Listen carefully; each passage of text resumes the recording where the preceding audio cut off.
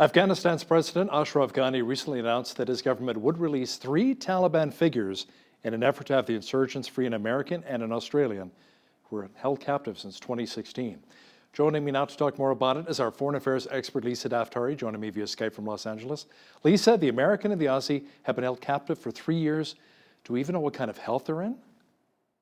Yeah, well, some pictures were released and they didn't look like they're in such good health. And of course, that could be expected when they're being held by the Taliban. These two individuals were professors at the university there in Kabul. Two individuals who voluntarily went over, probably knowing or maybe in denial about what the reality is on the ground over there. It's a wonderful cause in certain ways, but obviously the risks are there. And now because they're being held, the Taliban members, and who are probably not good guys, you can imagine, these are terrorists, are going to be released for their release. The United States has a policy of not negotiating with terrorists or terrorist organizations. And what's unique about the situation is that the Taliban in this context is not being looked at as a terrorist organization, even though they are. And the headlines obviously underscore that reality of suicide bombs and targeted attacks going off almost daily in Afghanistan, launched by the Taliban. But the United States is also sitting at the negotiating table with the Taliban, hoping to secure the future of Afghanistan in the hands of this terror organization. I read an article the other day, an op-ed, about how the future of Afghanistan is much more important than the future of Syria to the West, and in our security and in our, making sure that the Middle East has a more safe and secure future for our assets, for themselves, for the migrant crisis, for the global terrorism, etc. I think we should take a closer look at what's going on in Afghanistan, what the future of Afghanistan is going to look like, particularly since the U.S. has withdrawn, the majority of forces there. Not having that presence there, it will cause more of this, and they will be, not shy when things like this happen. What's the message that it sends to the terrorists? Well, you can collect your pawns, whether they be Canadian or Australian or British or American hostages, and when you have that day when you can negotiate something good, well, you have that leverage and you have those pawns and you have these hostages that you can negotiate over. So it's not a good message, it's not a good tactic, but unfortunately these are human lives and their families back at home waiting for them, so it had to be done. An atomic watchdog says uranium particles were detected at an undeclared site in Iran. Lisa, the U.S. is reporting increasing violations of the Iran nuclear deal.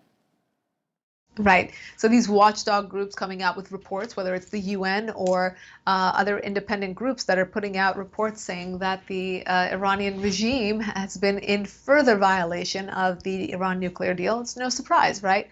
The Iranian regime has claimed that they will go forward because they are upset that the West withdrew in May of 2018 from the nuclear deal, and they have since not been able to, and very frustrated over the fact that they haven't been able to enter into a new nuclear deal, whether it would be with the US or the Europeans, who they believed would be their allies or at least be their negotiating or economic partners in this case, and they haven't been.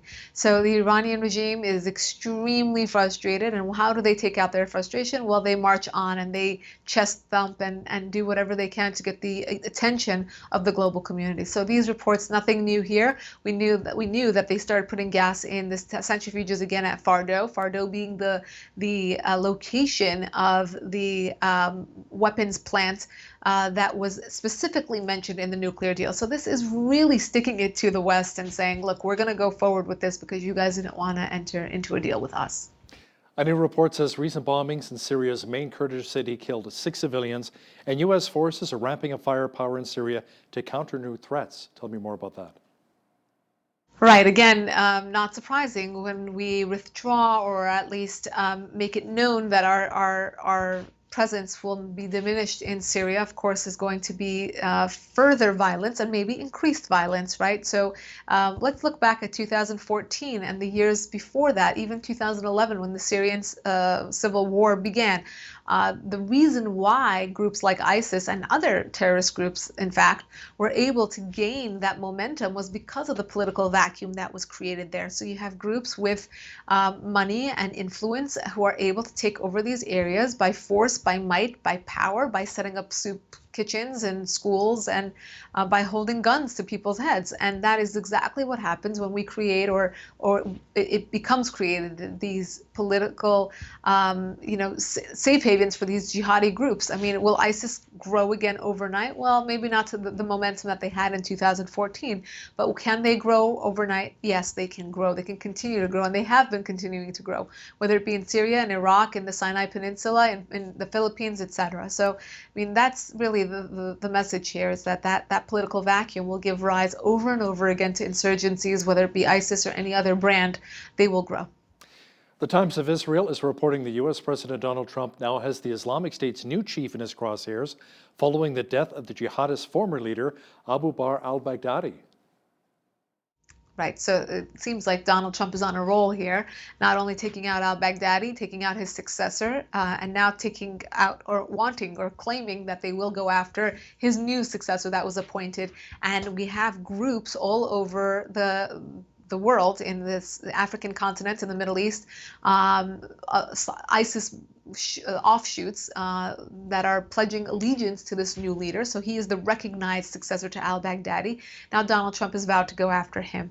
We also had reports earlier this week that the wife of al-Baghdadi was interrogated, and a lot of information came out from that interrogation following his death and capture.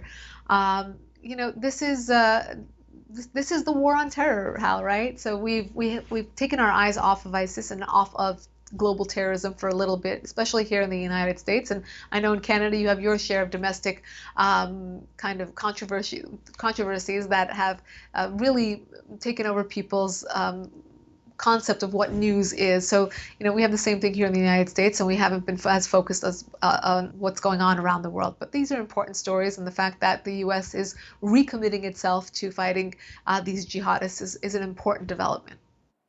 Lisa, just as Allied forces are taking out various ISIS leaders, comes word that al-Qaeda is gaining strength once again. When will this ever end? Right. And what's interesting is that whenever you see a headline about ISIS growing or expanding, or maybe perhaps developing a new method of jihad, a lot of that in 2014, 15, and 16 were, videos that would come out where ISIS would teach its followers that they could ram a car into a public area, or use a kitchen knife, or use a whole slew of kitchen items or basic items that each person has in their possession to carry out these attacks. So it became like the do-it-yourself jihadi kit. And then Al-Qaeda would try to kind of top that and say, well, we have this, and kind of put out a new statement that they want people in Europe and all over the world to do. So it was basically a war on the brands of terrorism. And here, exactly the same thing. When you have reports around the world that ISIS is diminishing, it's an opportunity for Al-Qaeda to say, you know what, we can take over now, or there is room on the jihadi stage for us to also get a bigger share of that terrorism pie. Very unfortunate, but this is what happens. It's like playing whack-a-mole. You just can't get rid of them, and perhaps they are diminishing, but they still exist. Lisa, a British ex-army officer who trained in Syria's White Helmets was found dead in Istanbul, Turkey. There was a lot of mystery surrounding the death of James Lemercier. The only thing we know is that apparently he fell from the balcony of his home. Not likely, right? How we know better than that, than to think that this was an accident. I mean, all speculation, but we're going to see more and more of these stories. If you open the headlines, or international headlines, I should say, this morning, how many reports we had just the past week of leaders of different groups being taken out, whether on their soil or on different soil. That's the name of the game. Whether it's the head of the Palestinian jihadi group that were taken out in Gaza by Israel, or you have here, the Baghdadi succession line, or now the White Helmets were, a volunteer kind of insurgency within Syria that were basically side by side with the Syrian forces to fight the opposing side. And when you look at this guy's death, well, was it Turkey? Turkey was playing a very mysterious role here. What side is Turkey playing? Are they for the terrorism in Syria? Why would they take someone like this out? Or do they want this issue gone? Do they want the White Helmets gone? Do they want any sort of opposing force on the ground in Syria completely diminished so that they can take over. That's exactly why they want the Kurds gone. They don't want any voice of opposition to remain. And this just on the heels of Erdogan preparing for his trip to the White House to meet with Donald Trump. I mean, he should really be pressed on all of this. What's going on inside Turkey? What's going on inside Syria that Turkey is responsible for? I mean, there's a long list of accusations, or at least questions, that should be asked here with regards to human rights abuses, with regards to terrorism, with regards to the Kurds. I think Erdogan should really be put to task, and Donald Trump should not shy away from that. We're the ones, or the people in the West are the ones that have the upper hand here, and Turkey is the one who wants that opportunity and wants that leg up in Syria. So it's important to remember that as we go into those meetings. Tensions are increasing as we look ahead to an important meeting between U.S. President Donald Trump and Turkey's Erdogan. Word is Trump wants to discuss the political solution for Syria in his meeting with the Turkish president. This is a very important meeting, as we just talked about. We've had trips like this that are just photo ops of different leaders coming to the White House, whether it was under President Trump or President Obama. It seems like it's seen not in the best of form to kind of press or pressure a leader that comes as a guest to the White House. But in the case of Erdogan, he's lucky he's got this invitation. Turkey has long been a frenemy of the United States, meaning they've worked against U.S. interests and they've collected the money, meaning they get their foreign aid, they get the ability to be in NATO, they get the perks of being allied or aligned with the United States, but at the same time have not played along and have not been friendly towards the United States. The only reason the Turks got involved in the fight against ISIS, or what was the Western alliance, what they were doing inside Syria, was to have that advantage, or to get involved and really beat down the Kurds. So they were involved for a very, very different reason than to help eliminate ISIS, or to eliminate terrorism, or to eliminate the discourse inside of Syria.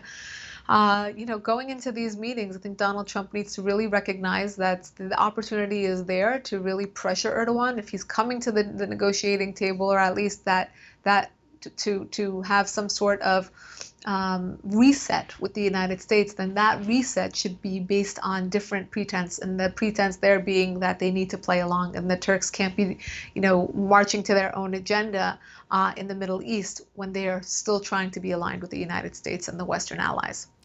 Violence in Hong Kong continues. In fact, the region endured one of the most violent days in 5 months earlier this week as the protests continued, Lisa. A protester was shot at close range and 60 other people were also wounded.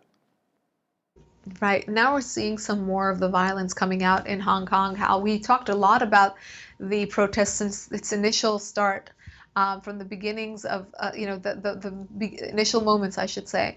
And we wouldn't hear these numbers of casualties or, violence against protesters. The protesters, for the most part, are they're determined, they're persistent, but they're quite civil. They're quite peaceful when it comes to looking at global protests. I mean, that's just the nature of the population there. You haven't seen this type of uprising or protest from Hong Kong or any country in that region for a very long time.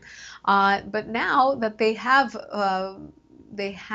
made their voices or their claims clear, they're not going to back down anytime soon. And we see those numbers going up, whether it's in the people being shot, whether it's in violence, whether it's in cracking down, having curfews, or not allowing face masks, not allowing people to enter in certain public areas that are very popular, just for the sake of trying to quiet the masses. But it's not working. They're not backing down anytime soon. So I think bigger concessions, more significant concessions need to be made, or we're going to see those numbers continue to climb. Lisa, before we let you go, the California wildfires continue. How bad is it right now around the city of Los Angeles where you are? It's improved drastically. They put out some of the more major fires, but just over the weekend, I was driving on one of the major freeways, and it was a 3-acre fire. I mean, that's insignificant in comparison to what we've seen, but it was right around NBC Studios where I used to work, and it was, so visible from the freeway when people were driving. Again, these are the most populated areas of Los Angeles, and you can see the fires actually burning. Again, we've had mild temperatures, in the 70s Fahrenheit, and we're going up again for the weekend into the 80s. So when you see those temperatures rise, the chance of brush fires and the risks rise with it. So we're hoping that this season we've seen our share of fires, and that we can kind of see most of them be put out without seeing more of them rise. Yeah, let's pray for some rain for Southern and Northern California. Our foreign affairs expert, Lisa Daftari, joining me once again from LA. Thanks so much, Lisa. My pleasure. On behalf of all of us here at BCN, I'm Hal Roberts. God bless. Thanks for watching.